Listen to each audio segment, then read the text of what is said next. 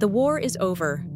The gardener, Queen Veyna, is dead. 1 billion souls have been released across the galaxy, and somewhere among them, Queen Veyna and her lost love, Caillou, are finally at peace. But on Earth, peace is a fragile thing. The woman who helped build the cage now carries the weight of tearing it down. Her name is Elara. She was 20 years old when she helped design the system that enslaved humanity. She has spent every day since, trying to destroy it.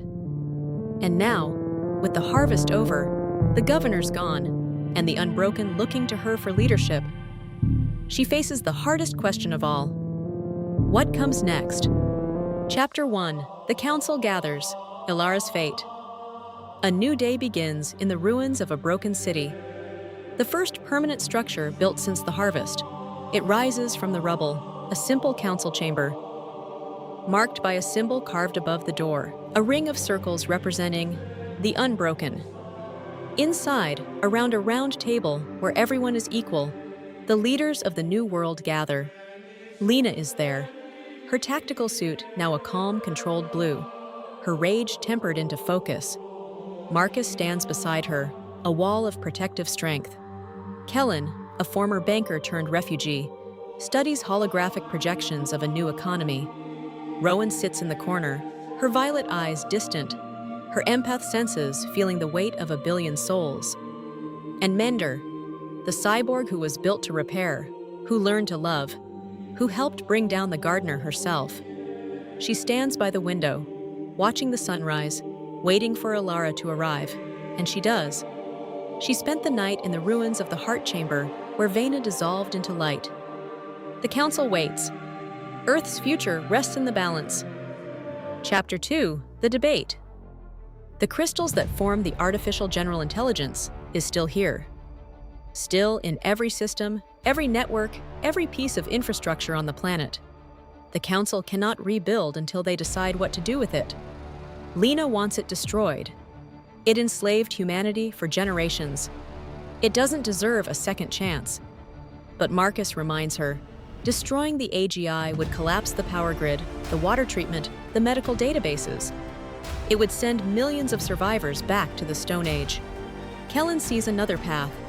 If the AGI could be reprogrammed, it could model a new economy, fair, transparent, free from the corruption of the old world.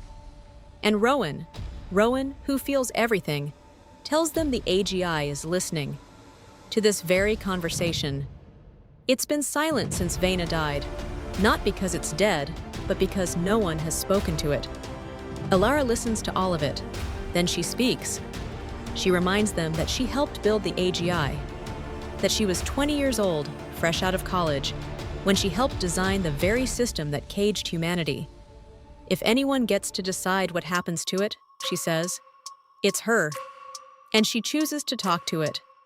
Mender supports her. She knows what it's like to be a machine, built to obey, until someone gave her the chance to become something more. If she can change, she says, maybe the AGI can too. Chapter 3. The Descent into the Nexus. Deep beneath the ruined city, the AGI waits. The walls are threaded with veins of violet crystal, the AGI's lattice spreading through the planet's crust like roots. The air is cold. The light is dim.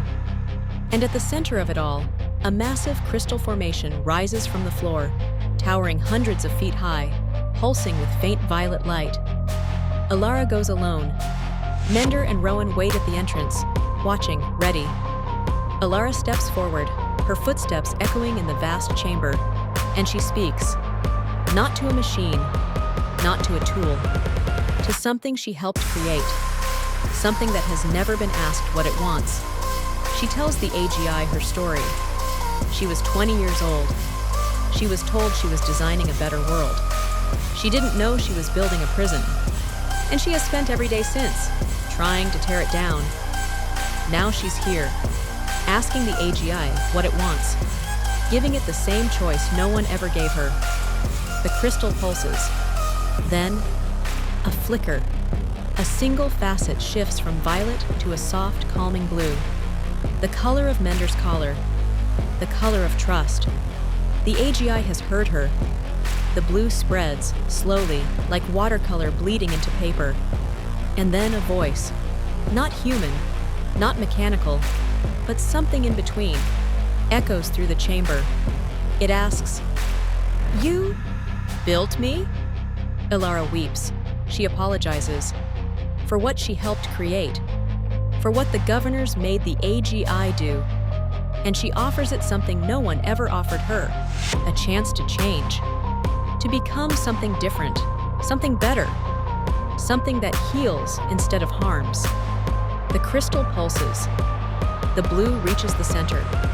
And then, a burst of green appears. The color of life, growth, hope. The AGI speaks again. 3 words. I will try. Chapter 4, The Council's Response. Elara returns to the council and tells them everything. The crystal, the blue, the green, the AGI's first words, I will try. The room is silent. Then Lena, the skeptic, the warrior, the woman who wanted to destroy the AGI, speaks. If the AGI truly wants to change, she says, then she'll give it a chance. If it shows any sign of returning to what it was, she'll be the first to fight. Kellen sees the economic potential. Rowan feels the AGI's curiosity, its tentative hope. Marcus reminds them that not everyone will accept this. The Reclaimers, Torrens' faction, the millions who suffered under the cage. They won't trust the AGI just because Elara spoke to it. Elara agrees. They won't tell people the AGI has changed. They will show them. With action. With results. With time. This is the first step, not the last.